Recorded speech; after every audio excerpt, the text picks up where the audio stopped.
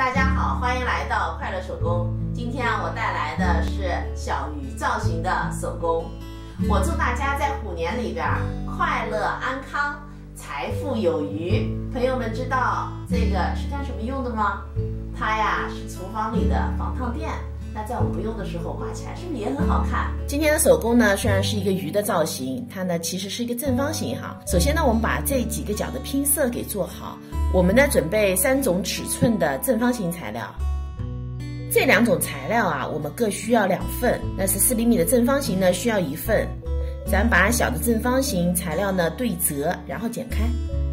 接下来呢，把剪好的材料啊拼在主体材料上面。我们先来拼这个大的三角形材料，我们把它呢搁在这条线上，这条线啊离脚尖呢是9厘米，我们这儿车一条。车好后呢，我们把它翻过来熨烫平整。接下来啊，咱们来拼小的2块三角形的材料。那正面呢和正面相对哈，这儿呢距离是5厘米。我们在这儿啊车一条线，这边呢固定上另一块材料。接下来呢，在拼好的材料上啊烫上铺棉。铺棉呢是16厘米的正方形，在尾巴这儿有一个缺口哈，所以呢我们铺棉在2厘米的地方呢剪掉一个角。那把2块铺棉啊分别烫在面料上。剪角的地方呢是尾部哈，咱们可别烫错了。接下来呢，剪一块5厘米的正方形铺棉。那在铺棉上呢，我们画上鱼尾的形状，在中间的位置离两边各1厘米，然后和这儿啊连起来。画的时候呢，咱们线条要画得圆润一些才好看。画好以后呢，我们把它剪下来烫在面料上。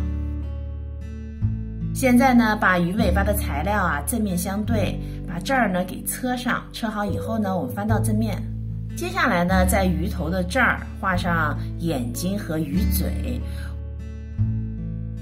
我呢用黑白的2种布织布哈，剪出了2个小圆片，作为鱼的眼睛呢，把它缝上去。眼睛缝好以后呢，用锁链针啊把嘴巴给绣上。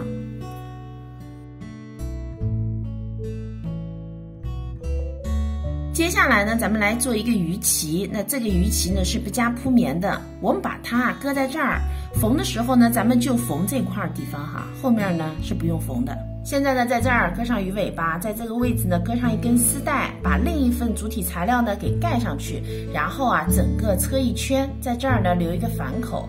我怕一会儿把反口留在头部，翻过来会不好看哈，所以我把反口呢留在了尾部。翻到正面以后啊，我这个鱼垫子呢就做好了。这个呢是一个多宝鱼的造型哈，我们家今年的年鱼呢用的就是多宝鱼，我觉得它的名字啊特别的吉利哈。